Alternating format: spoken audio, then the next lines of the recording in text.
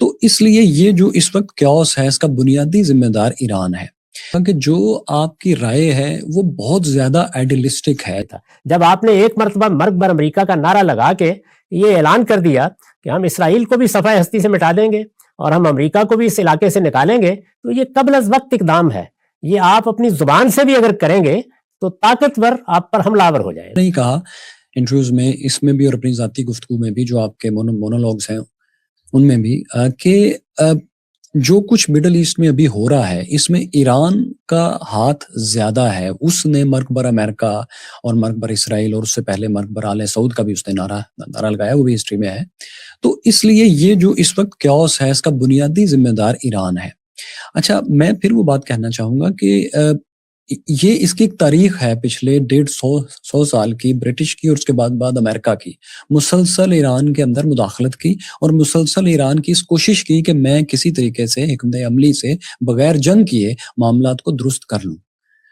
پہلویز کا جو راج آیا، جو ان کی حکومت آئی، وہ اسی لیے آئی تھی کہ وہاں کے ایران کے لوگ جمہوریت مانگ رہے تھے، کچھ حقوق مانگ رہے تھے، اس کے بارے میں ایک موومنٹ تھی جس کو کہ رضا خان پہلوی نے پھر اس موومنٹ کے لیڈر تو نہیں تھے، لیکن اس کی وجہ سے وہ پھر اقتدار میں آئے۔ پھر ڈاکٹر مصدق کا آپ کو واقعہ پتہ ہے، 1940 کا پتہ ہے، اور اس کے بعد پھر شاہ کا دور جب ختم ہوا، تو امریکہ اور یوکے کی مسلسل ان کے آئل کے اوپر مداخلت ہے۔ تو ظاہر ہے جب آپ ایک قوم کو اس حد تک زچ کر دیں گے، بار بار ان کے منتخب لیڈرز کو آپ ٹاپل کریں گے، ان کے اوپر ڈکٹیٹرز کو، بادشاہوں کو آپ اس طرح سے سپورٹ کریں گے، تو وہ پھر آپ کے خلاف نعرہ ہی لگائیں گے اور کیا کریں گے۔ اسی پر میں نے تبصرہ کیا تھا کہ اس صورتحال میں ایک بڑی کامیابی ہو گئی تھی۔ وہ بڑی کامیابی یہ تھی کہ شاہ کا تختہ الٹ گیا۔ اس سے پہلے جو چیزیں وجود پذیر ہوئیں یا جو مقاصد حاصل کرنے کی صحیح کی گئی یا اپنے قومی وجود کو بہتر راستے پر ڈالنے کی جدوجہد کی گئی، وہ امریکہ نے اور بعض دوسری طاقتوں نے ناکام بنا دی۔ وہ چونکہ دنیا پر کسی اخلاقی اصول کے مطابق حکومت نہیں کر رہے، اسی لیے میں نے پہلے ابتدا میں آپ کو بتا دیا کہ امریکہ کو بھی میں یہی کہتا ہوں اور یہی کہوں گا کہ اگر اس نے اخلاقی اصولوں کی بنیاد پر حکومت کی ہوتی، اس کو عالمی حکومت حاصل ہو گئی تھی، حقیقت کے لحاظ سے کی ہوتی، تو آج دنیا میں اس کے لیے بڑی عزت ہوتی، بڑا وقار ہوتا، وہ دنیا میں امن کا علمبردار ہوتا، وہ بڑے ادارے وجود میں لا چکا ہوتا، اقوام متحدہ آج عالم نزا میں نہ ہوتی۔ یہ سب چیزیں امریکہ کے اقدامات ہی کی وجہ سے ہوئی ہیں، اور میں نے عرض کیا تھا کہ اس کی بدترین صورتیں ہم موجودہ زمانے میں دیکھ رہے ہیں۔ اس سب کے باوصف جو کچھ ہو گیا تھا وہ ہو گیا۔ وہاں یہ کامیابی ہو گئی کہ مسلمانوں کی مذہبی قیادت کو اقتدار حاصل ہو گیا۔ اب جب اقتدار حاصل ہو گیا تو گویا ایک انقلاب برپا ہوا۔ اب آپ کو نئی شروعات کرنی تھی۔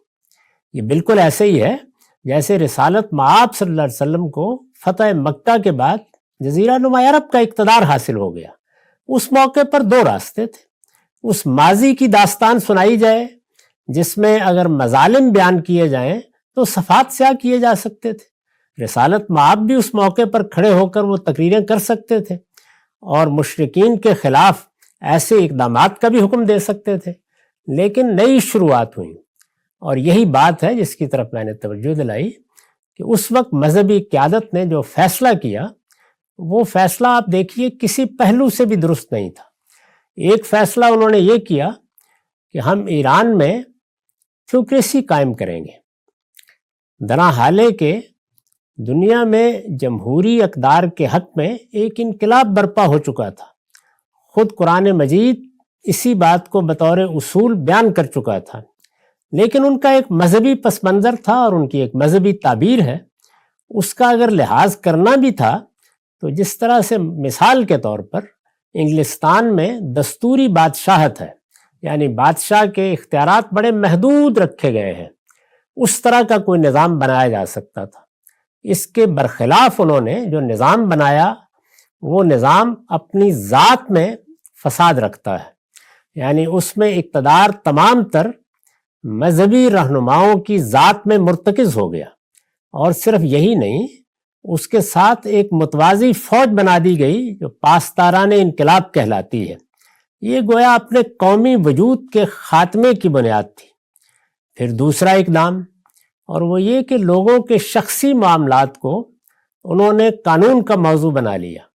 وہ چیزیں جن میں مذہب بھی اگر کوئی ہدایت دیتا ہے تو اس کو وہ اللہ اور بندے کا معاملہ قرار دیتا ہے، ان چیزوں کو موضوع بنا لیا. آپ جانتے ہیں کہ پھر ایک دوپٹے اور ایک اسکارف پر کس طریقے سے مظالم ہوئے ہیں، میں ان کو دہرانا نہیں چاہتا. اس میں بھی ہزاروں لوگ حکومت کا ہدف بنے ہیں، اور اس کے ساتھ انہوں نے مرگ بر امریکہ کا نعرہ لگایا اور یہ طے کر دیا کہ اب گویا وہ دنیا کی ایک بڑی طاقت کے ساتھ لڑنے نکل آئے ہیں.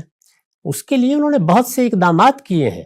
یہ حزب اللہ، یہ شام میں جو بہت سی تنظیمیں بنی، یہ یمن میں جو کچھ ہو رہا ہے اور کئی برسوں سے ہو رہا ہے، یہ سب اقدامات کیے. تو اگر آپ ان تمام چیزوں کو دیکھیں تو اس کا تجزیہ ہونا چاہیے کہ کیا انہوں نے یہ صحیح کیا. میری رائے یہ ہے کہ انہوں نے یہ تینوں اقدامات غلط کیے. یعنی اپنا جو نظام بنایا وہ بھی غلط بنایا، اور اسی طریقے سے جو اندرون ملک اقدامات کیے، یعنی لوگوں کے شخصی معاملات کو قانون کی طاقت سے اپنی مرضی کا تابع کرنا، جیسے طالبان کر رہے ہیں. عورتیں پڑھیں گی یا نہیں پڑھیں گی، وہ لباس کس طریقے کا پہنیں گی، لوگ اپنی تعلیم کا کیا فیصلہ کریں گے، یہ سب چیزیں شخصی معاملات ہیں. ان میں کسی ریاست اور حکومت کو مداخلت کا حق نہیں ہے. یہ جب دیا جائے گا فساد پیدا ہوگا اس کے نتیجے میں. اور اسی طرح سے اگر آپ یہ فیصلہ کر لیں گے کہ آپ کو گرد و پیش میں اپنا انقلاب برآمد کرنا ہے، اور میں 1987 کے حج میں خود موجود تھا، اس موقع پر آپ جانتے ہیں کہ کتنا بڑا واقعہ ہوا تھا. وہاں امام خمینی کی طرف سے لکھے گئے پمفلٹ تقسیم کیے تھے ایرانیوں نے، جس میں خود سعودی حکومت کے خلاف کس طرح کے اقدامات کرنے کی ترغیب دی گئی تھی. پھر جو واقعہ ہوا وہ بڑا درد انگیز واقعہ تھا، اس میں سینکڑوں لوگ مار دیے گئے، وہ اقدام کیا گیا. یہ 1987 میں ہوا ہے، میں خود وہاں موجود تھا. ہمارے ملک میں اس انقلاب کو برآمد کرنے کے لیے کہاں کہاں کیا اقدامات ہوئے، اور جن جن جگہوں پر اہل تشیع آباد ہیں کس طرح ان کو امامت کی سرزمین قرار دے کر لوگوں کو بتایا جاتا ہے کہ یہ انقلاب انہیں برپا کرنا ہے. یہ اقدامات ہیں جن پر میں نے تنقید کی ہے. میں ان کو غلط سمجھتا ہوں، بدلائل غلط سمجھتا ہوں. اگر کسی آدمی کو اس سے اختلاف ہے تو اپنا اختلاف بیان کر سکتا ہے. اچھا سر، میں اسے ایک چھوٹا سا اختلاف کرنا چاہوں گا کہ جو آپ کی رائے ہے وہ بہت زیادہ آئیڈیلسٹک ہے، جبکہ جو ہم نے تاریخ میں دیکھا ہے اور انسانی نفسیات سے ہم نے سیکھا ہے کہ وہ ہر چیز کسی پاسٹ کا ریئیکشن ہے، اور آپ اس سے بچ نہیں سکتے خواہ آپ کتنی بھی وائز بات کر رہے ہوں. جو کچھ جب ایران میں انقلاب آیا 79 میں، تو اس کے فوری بعد عراق نے ویسٹ کی اور خاص طور پر عرب کنٹریز کی، جن میں سعودی عرب بھی شامل تھا، ان کی مدد سے ان پر حملہ کر دیا. اور آپ کو پتا ہے کہ خرم شہر پر انہوں نے قبضہ کر لیا، جس کو پھر انہوں نے 2 سال کی جنگ کے بعد وہاں سے قبضہ چھڑوایا.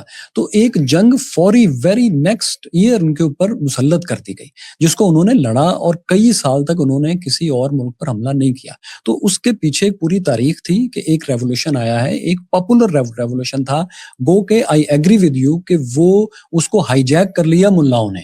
میں ان کی حمایت میں، ان کے نظریات کی حمایت میں یا ان کے جو طرز حکومت ہے بالکل بھی نہیں ہوں. میں آپ کے ساتھ وہاں پر اتفاق کر رہا ہوں، لیکن میں جو ہو رہا ہے آن گراؤنڈ اس سے انکار نہیں کر سکتا کہ وہ ایک رد عمل تھا اس بات کا کہ ان کے اوپر مسلسل آپ نے 87 کی بات کی تو 7 سال سے ان کے اوپر ایک جنگ مسلط کی گئی تھی. اس میں ایران کا اس جنگ کو شروع کرنے میں کوئی قصور نہیں تھا. ان کے اوپر کیمیکل ویپنز سے اٹیک کیے جاتے تھے، اور اس میں پورا عرب اور پورا ویسٹ عراق کے ساتھ تھا. تو اس کے بعد ایک فطری ریئیکشن ہے کہ قوم اس طرح سے کوئی نہ کوئی ریئیکٹ کرے گی، جو کہ انہوں نے کیا. لیکن اس کے بعد آپ دیکھیں جیسے ہی وہ جنگ ختم ہوتی ہے تو اس کے بعد رفسنجانی آتے ہیں، خاتمی آتے ہیں جو کہ پریزیڈنٹ تھے. تو آپ کو ایک باقاعدہ ایک شفٹ نظر آتی ہے کہ ایک ملک جو ہے وہ ریولوشن سے نکل کر ایوولوشن کی طرف جانا چاہ رہا ہے. لیکن جب بھی وہ امریکہ سے یا اپنے ریجن سے گرینڈ ڈائیلاگ کی بات کرتے ہیں تو ان کو اس کا موقع نہیں دیا جاتا. کیونکہ اسرائیل کو ایک کمپیٹیٹیو ایج انہوں نے اس خطے میں دلوانا تھا، اور ایران کو اگر تمام آئل ایکسپورٹ کرنے کی اس کو ایک فری رین دیا جائے گا تو ظاہر ہے وہ تو طاقتور ملک اس خطے کا بنے گا، جو کہ تاریخی طور پر وہ ہے. میں صرف آپ سے اس جگہ پر اختلاف کر رہا ہوں کہ آپ اس کو صرف اور صرف ایران کی غلطی نہیں کہہ سکتے، کیونکہ اس کے اوپر جنگیں مسلط کی گئیں پہلے دن سے. रेवोल्यूशन के बाद? मैंने कभी ऐसा नहीं कहा। यानी ईरान क्या, इसराइल ने जो कुछ किया है, क्या कोई शख्स उसका दिफा कर सकता है? मैंने अभी आपसे अर्ज किया कि अगर इसराइल भी जो 55% इलाका उसको मिला था उससे आगे कदम बढ़ाने के तरीके इख्तियार न करता और ख़ुद अपनी सरहदें मुतय्यन करके ऐलान कर देता कि जो कुछ भी आप करेंगे हम इन सरहदों से एक कदम आगे नहीं बढ़ाएंगे, तो इस तरीके से एक अखलाकी बर्तरी की जगह पर खड़ा होता है। ये जो मिसालें आपने दी हैं, इनमें से मैंने कभी किसी पर कोई तबसरा नहीं किया। यानी जंगें जब इस तरह से मुसल्लत होती हैं तो लड़ी भी जाती हैं, उनका जवाब भी दिया जाता है। अब भी जाहिर है कि ईरान पर हमला हुआ है, तो आप देखिए मैंने उस मौके पर कहा कि उस हमले के लिए जो जवाज़ बयान किए जा रहे हैं वो सब बिल्कुल लग़्व है। यानी किसी कौम के रहनुमाओं के बारे में ये कहना कि हम उनको उनके घर में जाकर मार डालेंगे, ये गुंडों की ज़ुबान है, ये इस्तेमाल नहीं करनी चाहिए थी। इसी तरीके से अगर ये कहा जाए कि हम किसी कौम को सफ़ाए हस्ती से मिटा देंगे, तो ये कोई ऐसी चीज़ नहीं कि जिसकी कोई शरीफ आदमी भी तहसीन कर सकेगा। ये सब बातें मैंने कही हैं। अगर इराक़ ने हमला किया या अरबों ने उसमें इराक़ का साथ दिया, असबाब व वजूह वो भी बयान कर सकते हैं, वो भी एक गलत इक़दाम था। तो ये तो मैंने कभी नहीं कहा कि सिर्फ इनकी गलती है, नहीं।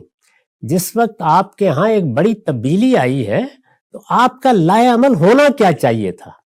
क्या वो इनकलाब को बरामद करने का होना चाहिए था? अभी आपने खुद एतराफ़ किया कि उन्होंने बतदरीज ये सीखा और फिर वो इससे निकले। तो जब वो निकले तो उनको गिरदो पेश की तरफ से अमन का हाथ भी मैसर आया। यही मैं गुजारिश कर रहा हूं कि आप जो कुछ बाद में करते हैं वो बर वक्त होना चाहिए था। जब आपने एक मरतबा मर्ग बर अमरीका का नारा लगा के ये ऐलान कर दिया कि हम इसराइल को भी सफ़ाए हस्ती से मिटा देंगे और हम अमरीका को भी इस इलाके से निकालेंगे, तो ये कब्ल अज़ वक्त इक़दाम है। ये आप अपनी ज़ुबान से भी अगर करेंगे तो ताकतवर आप पर हमलावर हो जाएगा। ये बात है जो मैं कहने की सही कर रहा हूं। इसका हरगिज़ ये मतलब नहीं होता कि दूसरे लोगों ने सब सही किया है। इब्तिदा में मैंने इसीलिए अर्ज कर दिया कि अमेरिका ने जो कुछ किया है दूसरी जंग अजीम के बाद खास तौर पर, वो किसी लिहाज से भी काबिल तारीफ नहीं है। उस पर मैंने नक़्द करके आपको बताया है कि उसका नतीजा है कि लोग नफरत करने लग गए और यही सूरत हाल इसराइल ने अपने लिए पैदा कर दी। तो उनके इक़दामात पर तो मैं अपने एक मुसलमान भाई के तरीके पे गुफ्तगू नहीं कर सकता, लेकिन अपनों के बारे में ये कह सकता हूं कि ये सूरत हाल तुम्हें दरपेश है। इस सूरत हाल में खैर खाई की बात क्या होनी चाहिए? तो वो बात ये थी कि जिस वक्त उन्होंने एक नई शुरुआत की, उन्होंने अपनी एक नई दुनिया बनाने का फैसला किया और उसमें मजहब भी ज़ेर बहस आ गया, तो वो अपनी सारी तवज्जुहात अपनी कौम की तामीर पर मुर्तकज़ करते, वहाँ जमहूरी इक़्तिदार को फ़रोग़ देते, वहाँ कानून की हुक्मरानी कायम करते, वहाँ रियासत के और अवाम के मुतय्यन हुदूद से तजावुज़ करने से इज्तनाब करते। तो अगर वो ये काम करते तो ईरान हो सकता है कि इससे बहुत बड़ी जगह पर आज खड़ा होता, इल्मी लिहाज से भी, फ़िक्री लिहाज से भी और अमली लिहाज से भी। लेकिन आप इस वक्त तहकीक करके देख लीजिए, उसके गिरदो पेश में उस इनकलाब को बरामद करने के लिए जो इक़दामात किए गए उस पर बड़ी गिरामंदियाँ मौजूद हैं। मैं उनके अबवाब नहीं खोलना चाहता कि ईरान ने खुद अफ़गानिस्तान के मामलात में क्या पॉलिसी इख्तियार की, पाकिस्तान के मामले में क्या तरीके इख्तियार किए। वो तरीके जब इख्तियार किए जाएंगे तो फिर जब ताकतवर को मौका मिलेगा तो वो आपके ऊपर चढ़ दौड़ेगा। वो सद्दाम ने भी यही किया, वो इस वक्त अमेरिका ने भी यही किया।